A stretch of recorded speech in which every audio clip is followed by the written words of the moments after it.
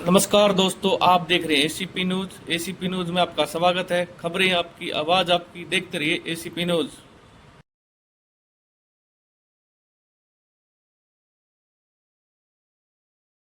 कोई पढ़ा लिखा उम्मीदवार को दे देते, तो सामाजिक आदमी को कोई दे सकते थे।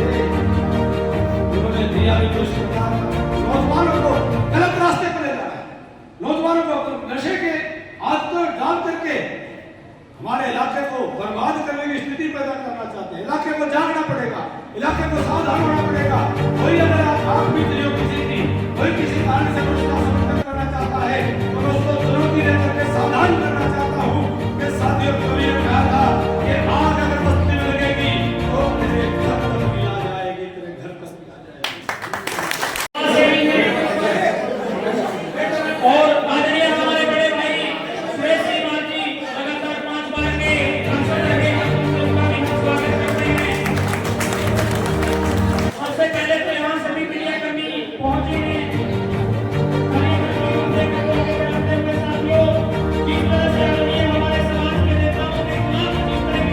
हो रही है उसके विरोध में आज सभी समाज ने कांग्रेस पार्टी का साथ छोड़कर आदरणीय कैप्टन अभिमन्यु जी के साथ तो हमारे समाज को करेंगे।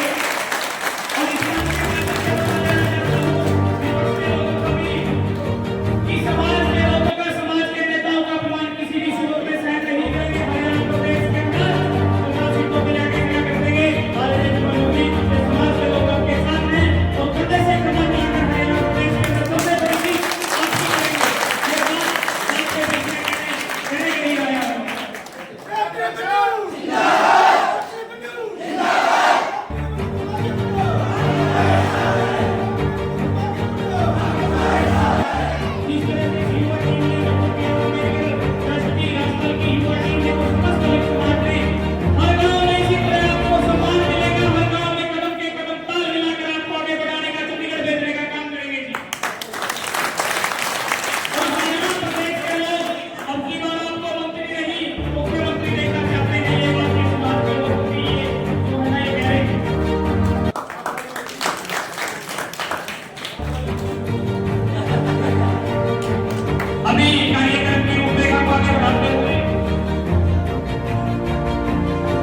मोदी आदमी ही सीधे हरियाणा प्रदेश को सही दिशा में लेके जाएंगे और अनुशासन के हिसाब से चलाएंगे।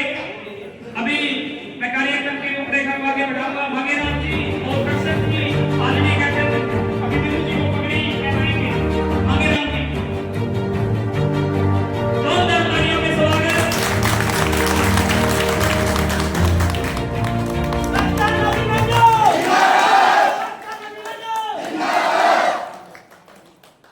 और बलवान जी और तेजवीर सूबेदार जी भी पगड़ी पहनाएंगे और सम्मान करेंगे। जोरदार तालियों के साथ स्वागत साथियों।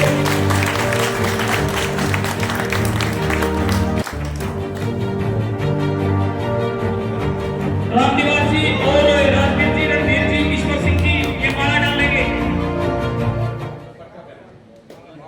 बलवान जी और तेजवीर सिंह सूबेदार जी सम्मान करते हुए आदरणीय कैप्टन अभिमन्यु जी का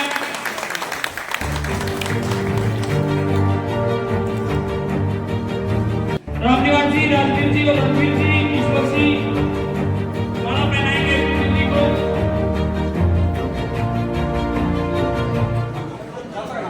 और हमारे आदरणीय धर्मपाल जी इस सभा के अध्यक्ष भी हैं। Doctor B R. अम्बेडकर ट्रस्ट के चटका पहनाकर सम्मान किया है। जोरदार तालियों के साथ स्वागत।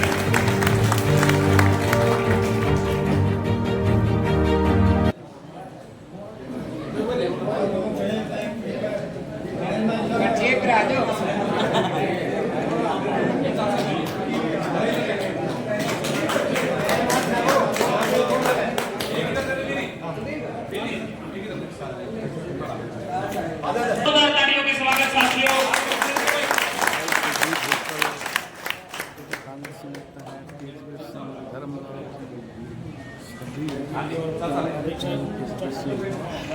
कैप्टन अभिमन्यु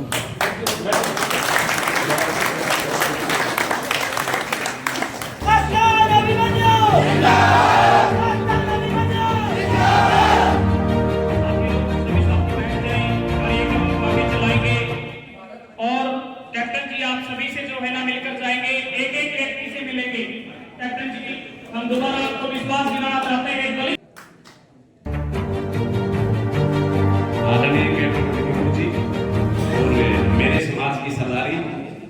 और बाहर से आए हुए जितने भी अतिथिगण, मेरे गांव के जितने भी बुजुर्ग नौजवान साथियों, प्यारे बच्चों, कैप्टन अभिमन्यु जी का एससी समाज की इस चौपाट में हार्दिक स्वागत है।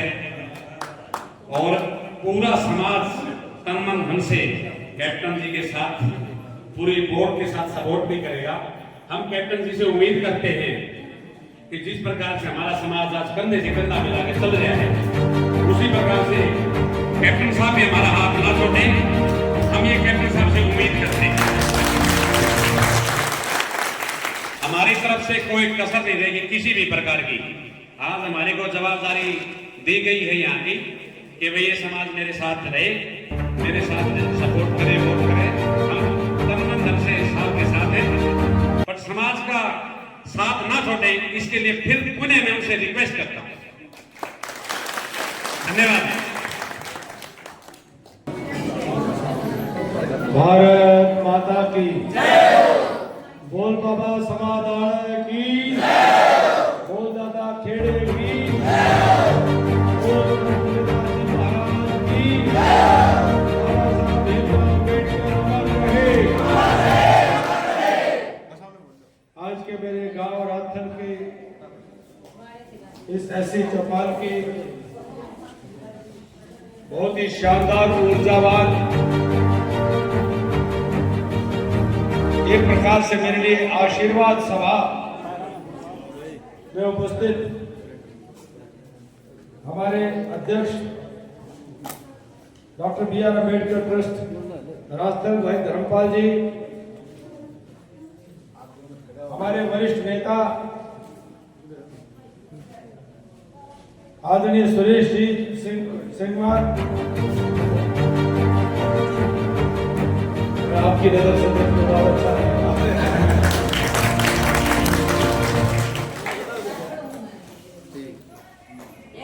मेरे आदरणीय सरपंच साहब चौधरी सूरज गुलारा जी, राजेंद्र लांबा जी, शांतिराम मान जी, पूर्व जिला पार्षद मेरा साथी भाई जिले सासी, हमारे आदरणीय सूबेदार साहब, ध्यान रखिए, हमारे भाई सुरेश फौजी जी, चौधरी रमेश रोड़ा जी, हमारे पूर्व जिला परिषद दो दिन का नाम लेने रह गया, वो 2 बार मेरे दिल में बैठे हुए हैं, जी और जी, उनने सारे जी और जी।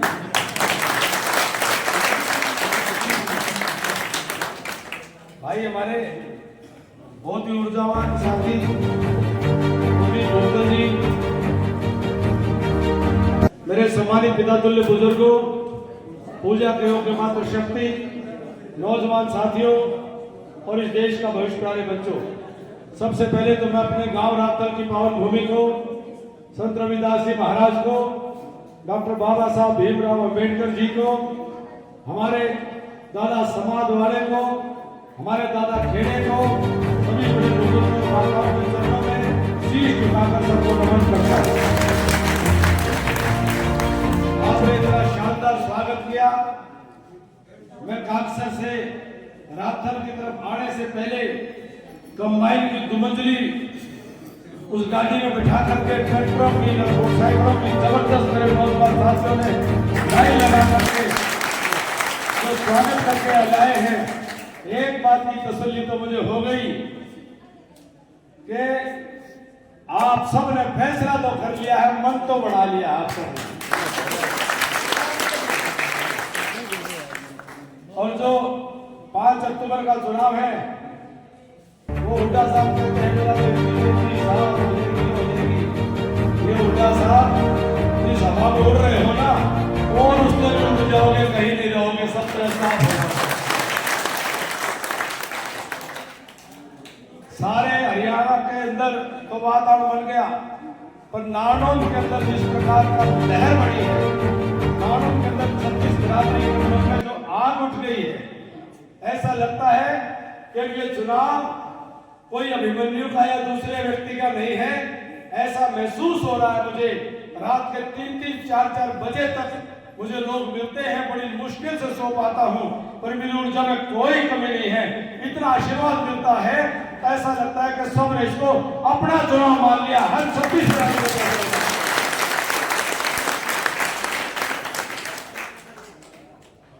5 साल मुझे सेवा का मौका मिला था। 5 साल मैंने अपने इलाके में विकास की कोशिश करी और वो विकास आपके सामने है, उसमें कुछ नहीं होता। अब अगले 5 साल मेरी एक लगन है, मेरा काम अधूरा रह गया था।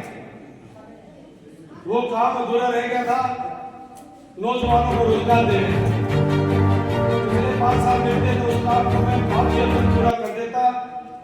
ये 5 साल मैंने भी रेस्ट कर लिया, आपने भी रेस्ट कर लिया, रामकेश जी 5 साल सबने रेस्ट कर लिया।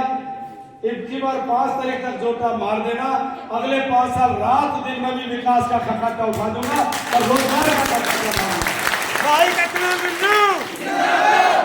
पहले विकास का खटाखा उठाया जाए, मैं रोजगार का खटाखा उठाऊंगा।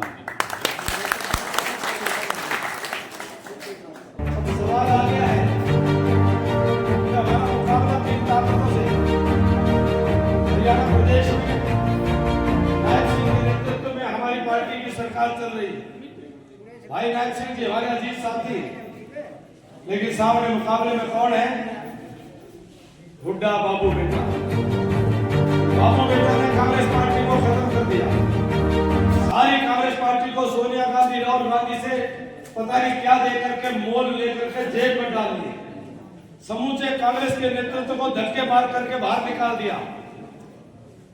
यहां तक कि अशोक तंवर जो प्रदेश अध्यक्ष बना दिए राहुल गांधी जी ने चुन करके, अशोक तंवर को दिल्ली के अंदर अपनी जान बचाने के लिए इतनी सिरों पर लाठियां मारी थी कि लहूलुहान होकर के थाने में जाकर शरण लेनी पड़ी थी और एफआईआर दर्ज करा करके अपने अशोक तंवर को कांग्रेस छोड़ने को मजबूर कर दिया।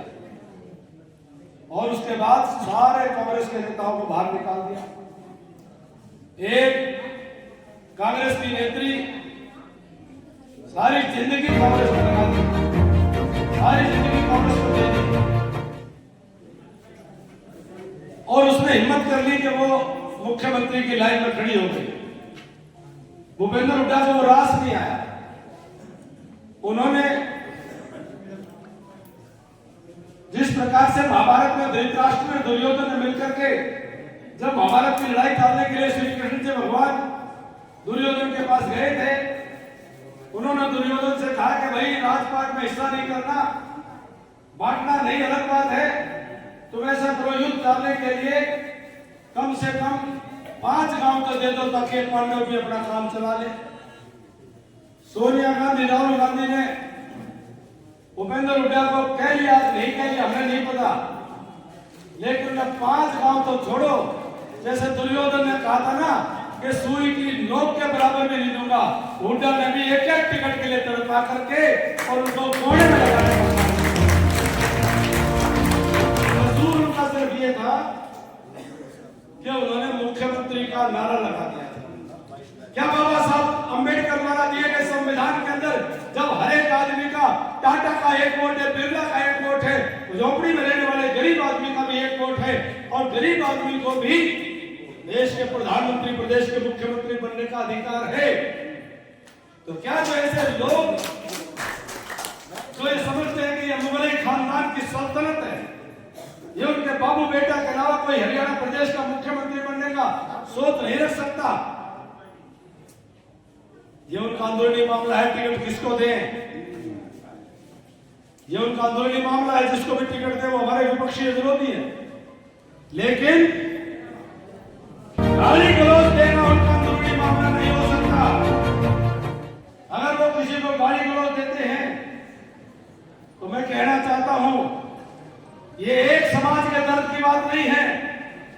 हरियाणा प्रदेश की 36 बिरादरी में इस बात को लेकर रोष है कि बहन बेटी वो 36 बिरादरी की साथी होती है, बहन बेटी सबकी होती है, सबकी एक होती है। जो भी सभ्यता का पक्षधर है, जो भी मर्यादा का पक्षधर है, जो भी संस्कृति का पक्षधर है, हर आदमी इस बात को महसूस करता है कि भैया लानत देनी चाहिए ऐसे तत्वों को, ऐसे तत्वों की निंदा करनी चाहिए, निंदा जिनके ऊपर सामाजिक कार्रवाई होनी चाहिए। ये पाप है, ये अपराध है। और हमारा भाई क्या कहता है, ये तो निजी राय है, यानी कि राय हो सकती है, इस प्रकार की राय नहीं हो सकती समाज में कोई। और वो कोई और ऐसा नहीं है, वो किसी पार्टी की नेता हो, लेकिन वो हमारे इलाके की भांजी भी है, हमारी बेटी भी है, हमारी बहन भी है। हम इस प्रकार का अपमान किसी को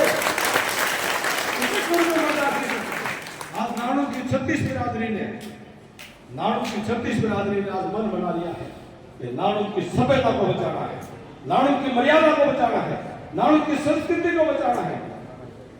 साथियों, ये हमारा वो इलाका है। मैंने दादा रामकुमार गौतम जी आमने सामने 2 चुनाव लड़े, लेकिन हम जब भी मिले या ना मिले, उन्होंने मुझे हमेशा मेरा मान सम्मान दिया, स्नेह दिया, और मैंने हमेशा उनकी इज्जत बढ़ाने का काम किया। मैंने कभी उनकी इज्जत में खयानत नहीं की है। हम आदरणीय सरोज मोर जी हमारे विधायक जी स्वर्ग में हैं, जब भी मिले मैंने उनके पांव छुए, उन्होंने मेरे सर पर हाथ रखा। ये हमारा समाज ने व्यवहार सिखाया हमारा। प्रोफेसर राम भगत जी हुए, आज भी वो स्नेह करते हैं, हम उनकी इज्जत करते हैं। ये हमारे बुजुर्गों ने सिखाया, सिराना पान देख करके हम उठते बैठते हैं। लेकिन ये नहीं, जो भूपेंद्र सिंह हुड्डा ने हमारे इलाके के अंदर जो उपद्रवी ताकतें छोड़ी है, जो बाहर से ये सैकड़ों गाड़ियां काले शीशे लगा करके आ रही है, ये बाहरी जो नामी गिरामी जो आज तत्व आ रहे हैं, उपद्रवी तत्व हमारे इलाके के अंदर आ रहे हैं। भूपेंद्र सिंह हुड्डा हमारे इलाके के भाईचारे को बिगाड़ना चाहते हैं, हमारे इलाके की शांति को बिगाड़ना चाहते हैं। नहीं तो कम से कम कोई सभ्य उम्मीदवार को दे देते, कोई पढ़ा लिखा उम्मीदवार को दे देते, तो सामाजिक आदमी तो कोई दे सकते थे। उन्होंने दिया भी तो इस प्रकार का नौजवानों को गलत रास्ते पर ले जाना है, नौजवानों को नशे के आदत डाल करके हमारे इलाके को बर्बाद करने की स्थिति पैदा करना चाहते हैं। इलाके को जागना पड़ेगा, इलाके को सावधान होना पड़ेगा। कोई अगर आंख बीत रही हो किसी की, कोई किसी कारण से अगर उसका समर्थन करना चाहता है, तो मैं उसको चुनौती लेकर के सावधान करना चाहता हूं कि साथियों, कवि ने कहा था कि आग अगर बस्ती में लगेगी तो तेरे घर तक भी आ जाएगी, तेरे घर तक भी आ जाएगी। कोई दूसरे बालक दूसरे के खराब होंगे, दूसरे के बालक नशे पत्ते में पड़ेंगे, कोई सोचे मेरे बालक नहीं होंगे। अगर बालक खराब होने लगे, गलत रास्ते पर पड़ गए, तो सब नशे देंगे, वो देख लेना, सब नशे देंगे। ऐसे तत्वों को यही रोकना होगा, अभी रोकना होगा, उनको हौसला ना बढ़ जाए। वो जो धमकी दे रहे हैं, एक एक आदमी 5-5 वोट डाल दिया, क्या करे? वीडियो देखी क्या बोला? एक एक आदमी 5-5 वोट डाल दियो। इनका घाटा पड़ रहा है, इनका टोटा आ रहा है। भूपेंद्र सिंह हुड्डा ने इनको फोन कर दिया, खुफिया रिपोर्ट है भाई, बात नहीं बन रही, एक एक आदमी से 5-5 वोट डलवानी पड़ेगी, जब जाकर बात बढ़ेगी। इनके दिमाग में बैठ चुकी है, हार की बौखलाहट इनसे बोलवा रही है। इनको पता चल गया है कि एक आदमी के 5-5 वोट बिना बात बोली बढ़े। ये बौखलाहट है। अरे भैया, आपने नॉमिनेशन किया था, आपने पर्चा भरा था, एसडीएम को कागज सौंपे थे, एसडीएम ने आपसे कसम खवाई थी, एसडीएम ने आपसे कसम खवाई थी कि आप भारत के संविधान की इज्जत करोगे, मान सम्मान करोगे। जब बाबा साहब अम्बेडकर ने जो संविधान दिया था, तो बेचारा पढ़ाई तो 10वीं तक करी, उसने के मेरा संविधान में बाबा साहब ने के लिखना क्या? बाबा साहब अमर रहे। बाबा साहब अम्बेडकर ने संविधान में लिखा हुआ एक आदमी का एक वोट, इसने बेरायत बनी, एक आदमी का एक वोट हो है, 5 आदमी वोट, 5 वोट डाल दो, कितना टोटा पड़ेगा?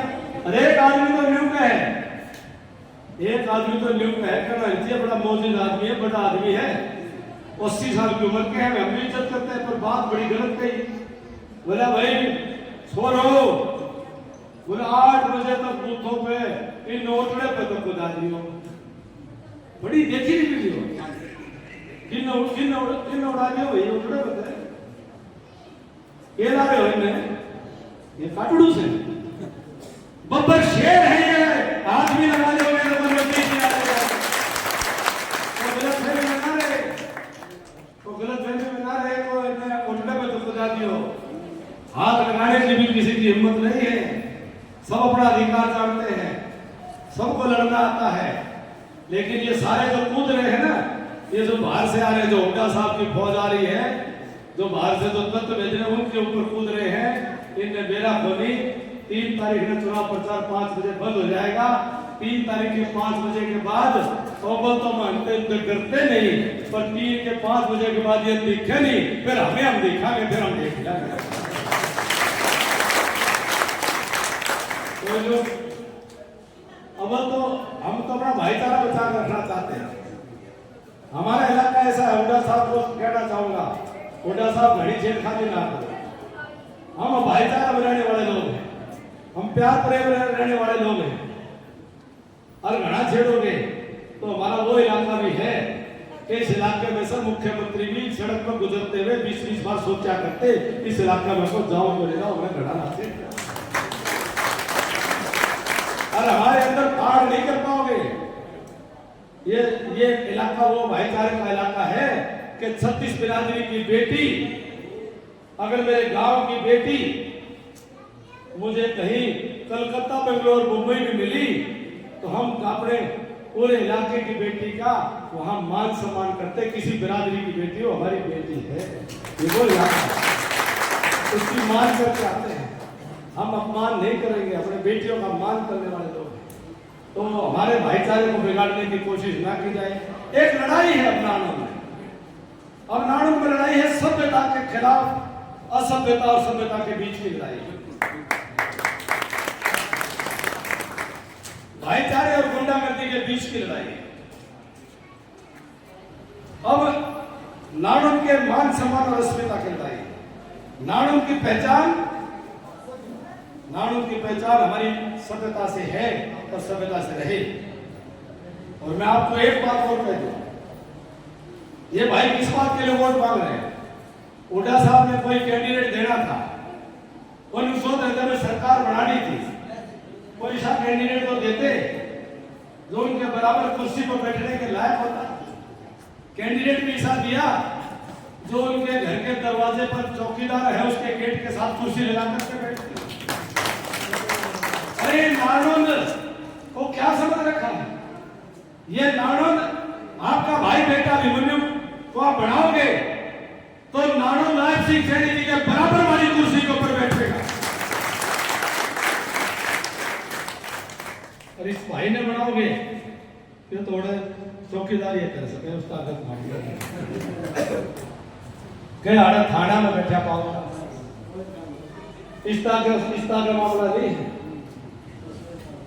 तो क्या जिसने खुद अपनी बेरोजगारी दूर करने के लिए संघर्ष कर रहा हो वो मेरे नौजवानों की बेरोजगारी दूर करने के लिए क्या करेंगे उनका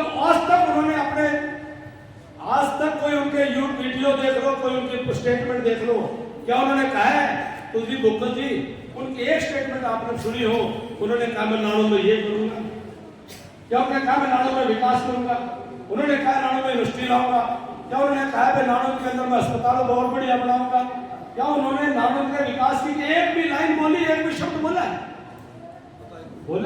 नहीं है कि मैंने इतना लगा दिया सब कुछ लगा दिया मैंने मेरा ये कह रहे अकेले बेच दिए मतलब उसने किसी के रोजगार के लिए क्या करेगा कोई वोट मांग रहे हो मैं वोट मांग रहा हूँ चौकीदारी के लिए मैं वोट मांग रहा हूँ आप सबके बीच में आपकी सेवा करने के लिए आपका विकास करने के लिए नौजवानों के भविष्य का निर्माण करने के लिए नौजवानों को नशे से बचाने के लिए नौजवानों को पढ़ा लिखा करके अच्छे रास्ते पर केवल यहाँ कामयाब नहीं प्रदेश में नहीं देश में नहीं मैं चाहता हूँ मेरा राजस्थान का बेटा मेरा अच्छी समाज का बेटा वो दुनिया के अंदर अपना नाम ऊंचा करे वो अमेरिका कनाडा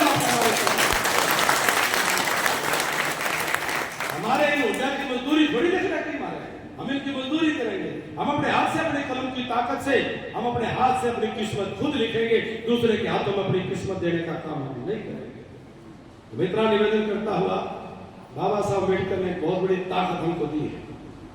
गाली का जवाब गाली से देने की जरूरत नहीं है, असभ्यता का जवाब असभ्यता से देने की जरूरत नहीं है, भौंकने का जवाब भौंकने से नहीं दिया जाता।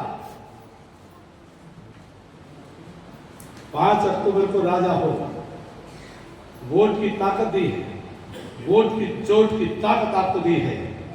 गाली का जवाब 5 अक्टूबर को तड़क संत रविदास जी महाराज जी को ध्यान करके, बाबा साहब का ध्यान करके, शब्द बोल करके, नहा धो करके पहले लाइन में लग जाना और इतने कमर के फूल में बटन दबा देना, इतने बटन दबा देना कि पता लग जाए हुड्डा को कि 100 सुधार क्यों एक 8 तारीख में ढोल खुले तो चक्कर आ रहे के सारा हरियाणा में सुपड़ा साफ कर दिया। अब छेड़े तो छेड़े भी कौन छेड़े, उन्हें पता चल जाए। कैप्टन साहब 11 बजे जीता जाएंगे। सारी जिंदगी इस बात का पछतावा उनको होना चाहिए और ये इतिहास बनना चाहिए कि जो समाज के अंदर इस प्रकार की असभ्यता की बात करेगा उसको समाज कभी माफ नहीं करेगा। ये बात मैसेज जाना चाहिए। जो कवि ने कहा था, जब पृथ्वीराज चौहान की आंखें फोड़ दी, जो सुल्तान ऊपर बैठा था, एक तीर उसके हाथ में था, तो कवि उसका दोस्त था पृथ्वीराज चौहान को। उस कवि ने कहा, अंधा पृथ्वीराज चौहान, हाथ में तीर और कमान। और कवि ने कहा, 4 5 24 गज अंगुर अष्टप्रमाण, ताव ऊपर बैठा सुल्तान, मत चूकिए चौहान, मत चूकिए चौहान। आप कभी समझ में आ जाना,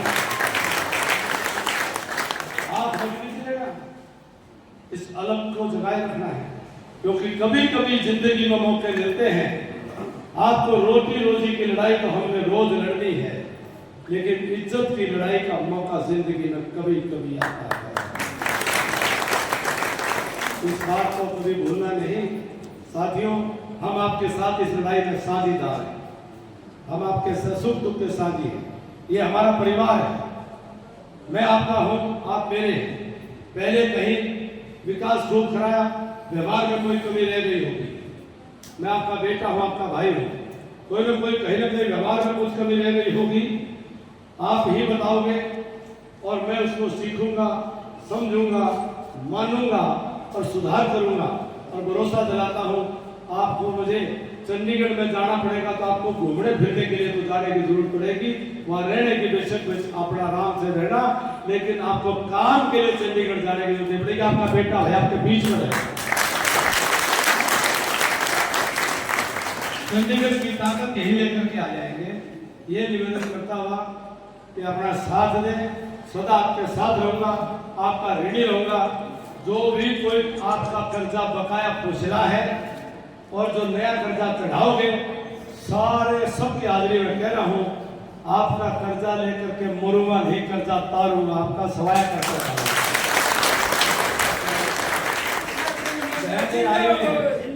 मातृशक्ति आई, उनके लिए शुभ सूचना एक आदि दे देता हूं। एक तो सूचना ये है, 5 को वोट पड़ेंगे, 8 में रिजल्ट आएगा, 10-12 में आपकी सरकार बन जाएगी। नवंबर के महीने में अपने बैंक के खाते को ध्यान से देख लेना। नवंबर के महीने से सभी महिलाओं के खाते में आए महीने 2100 रुपए आया करेंगे। आए महीने 2100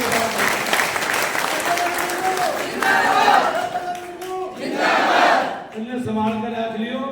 वो बीड़ी बैड़ी खातर मांगे तो इज्जत करे तो दियो, नहीं तो देने की जरूरत नहीं। यह आपकी पूंजी है कि 25,000 रुपए साल के। और दूसरी बात, ये हमने चौपालें खूब बढ़ाई। ये हमारी संत रविदास जी की चौपाल है, हमारी कई वाल्मीकि की चौपाल है, कई नायक भाइयों की चौपाल है, कई बैकवर्ड भाइयों की चौपाल है, कई अलग अलग पालों की चौपाल है, लेकिन किसी ने हरियाणा में महिलाओं की चौपाल नहीं देखी। आदि आबादी की कोई चौपाल नहीं है। अब हमने संकल्प किया है, हरियाणा के सभी गांवों में, सभी गांव के अंदर आदि आबादी महिलाओं के लिए अलग से चौपाल बनाई जाएंगी, बिहार महिलाएं बैठ सकेंगी। सारे हरियाणा में तो चौपालें बनेंगी, लेकिन नारनौल की चौपालें जो महिलाओं की बनेगी उनको देखने के लिए BBC लंदन से भी टीवी वाले उनकी रिकॉर्डिंग करने आएंगी, क्योंकि हमारे नारनौल की चौपालों में, महिला चौपालों में AC मैं लगवाऊंगा, टीवी मैं लगवाऊंगा और बेटियों के पढ़ने के लिए लाइब्रेरी मैं बनवाऊंगा उनके। और जो बेटी पढ़ने जाएगी कॉलेज में उन बेटियों को स्कूटर दिया जाएगा, हर बेटी को। ये सोने रुकेंगे सारे लोग दीजिए, मार्केट दे दिए। हर नौजवान को बेरोजगारी भत्ता दिया जाएगा, जिसके हाथ में काम नहीं है उसको बेरोजगारी भत्ता आए बिना दिया जाएगा। तो इतना निवेदन, मैंने थोड़ी थोड़ी बातें कहनी थी, मैंने अपने निवेदन आपको किया। आप सबको हाथ जोड़ कर विनती करता हूँ कि मजबूती से आप सब जीते और अपना मजबूती से आप सब लोगों की फतेह हो। आप सबका बहुत बहुत धन्यवाद। जय हिंद, जय भारत। बहुत संत रविदास जी महाराज की। सभी साथी माता शक्ति आई है सम्मानित करने के लिए। सभी साथी बैठ जाए भाई, 5 मिनट का कार्यक्रम है। बैठ जाओ, बैठ जाओ। पिंकी जी है, महिला मंडल अध्यक्ष पिंकी जी सम्मानित बुके के साथ कर रही है कैप्टन जी को। जोरदार तालियों के साथ स्वागत।